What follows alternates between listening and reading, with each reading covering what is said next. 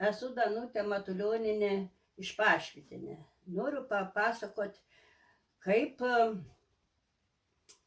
velnias su ponu mainės Tabukerkom. Ein žmogus keli sutink velnį. Saka, labas. Tas dėduks saka, sveiks, labas. Nu, a norėtum su man pamainyti Tabukerkom? Nu ką, senelis saka, kągi čia jau esu senas, Tabukerka sena, ką žin ar mainys su manim. Nu ką, pabandom, parodyk, saka. Nu, įsim, tas velnis jau, ta Tabukerka, nu kągi, matot, kai jau sen, ką žin ar mainys su man.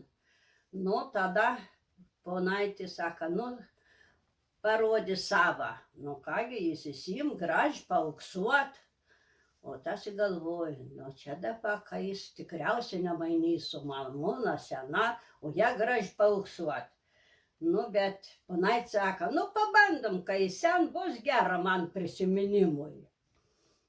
Nu, sumaina dabar jie, sumaina, Tabukerkom, tas džiaugiasi, kad jau įsimainė, parein namo ir saka žmona, žmonel, ką aš tau dabar pasakysiu, šiandien aš Tabukerko pamainiau su ponu.